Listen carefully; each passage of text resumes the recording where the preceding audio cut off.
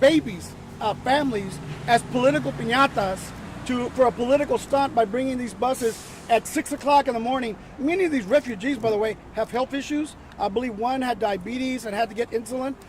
Babies that were brought here, many with just a trash bag of their personal belongings, and they were just literally dumped like human garbage in front of the vice president's house. That's unchristian, un-Texan, un-American, and something that should not be allowed. And Governor, shame on you, Governor Abbott.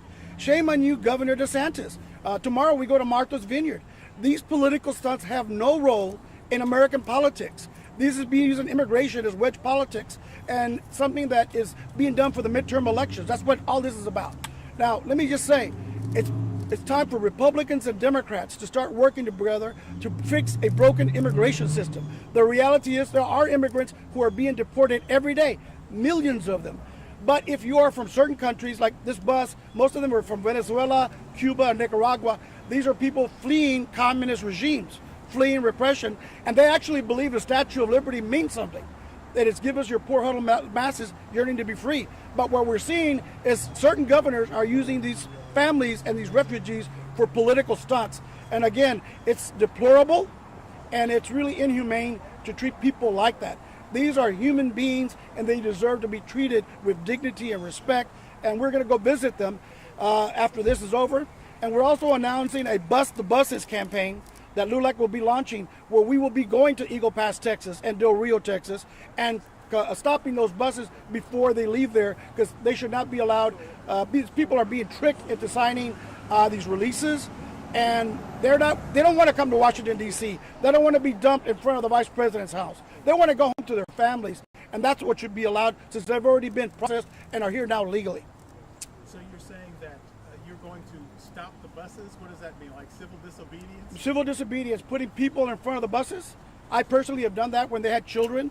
If you remember, under the Trump administration, they were putting children, refugee children, in jails, baby jails, and we stopped the bus in McAllen, turned it around, and we're starting that same process of civil disobedience in Eagle Pass, in Del Rio, and we're also going to be advising these immigrants of their legal rights so that they're not used as political pawns for political stunts for politicians who think that human beings should be used in this type of manner. When can we expect this to happen? Probably in the next week, because tomorrow I'm going to Martha's Vineyard to deal with the immigrants that were dropped off by Governor DeSantis there. And I'm talking to Senator Elizabeth Warren and the city administrator in Edgartown, Massachusetts, about how to humanely deal with these immigrants and then process that, and how do we stop this campaign of using human beings as human cargo and human trafficking by the governor of Texas and the governor of Florida. It's, again, just so... Jesus would be very ashamed of these two governors if he saw how they were treating refugees, since Jesus and his family were refugees once. And it's against what we're taught in the Bible and what we're taught as American history about what that Statue of Liberty stands for and what Christian charity is about. We know there was about 100 people this morning. You said you're going to go see them. You know how they're doing? What do they need? Well, what condition are they in? It's a long trip. Yeah. When we've been at the border in McAllen and Laredo, Catholic Charities usually provide some basic necessities. And we're talking everything from a toothbrush to a razor to basic things that we take for granted. They don't have any of that. They literally come with only the clothes on their back. And we're going to see what we can provide to get them a bus ticket home, wherever they want to go to, as opposed to the vice president's house. And we're also going to provide them their basic needs, a couple $100 so they can get clothes, toiletries, and things like that. What kind of health problems are they having? We understand one of the immigrants this morning that was literally dropped off here at 6 o'clock in the morning was a diabetic. His insulin had not been refrigerated, and he was going into shock and had to go to the hospital. We understand there was a baby that was having some health issues that was on that bus also. Again, these are human beings. These are fellow Christians, and they're being treated like human cargo. I was there in San Antonio when over 53 people died in the back of a semi truck because they couldn't come across legally.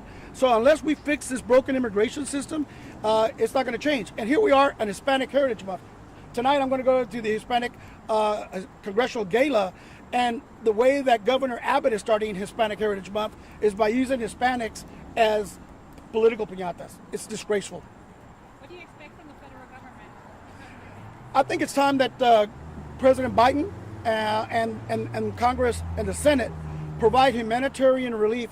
Treat this as a humanitarian issue, not a law enforcement security issue. We do need to go after the gangs and the drug dealers and the cartels, but we also need to treat real legitimate refugees, specifically families and children, with human compassion and American charity. How do you feel local governments are responding to this here in DC and also in Martha's Vineyard? I've been pleasantly surprised at the fact that cities like Chicago and New York and DC have opened up their doors, have provided assistance to these immigrants and trying to get them into a stable situation, both financially as well as emotionally. Think about these people, somebody who comes from Venezuela all the way to Washington, D.C., that's thousands of miles. And they've had to cross multiple borders just to get here, and then to be dumped in front of a vice president's house for political purposes. I mean, welcome to America, guys, that politicians use you as political piñatas. That's the message that Governor Abbott sent today to these immigrants who just wanted a better life, who've already been processed, they've already been checked, they have, they're here legally now, but they're still being abused.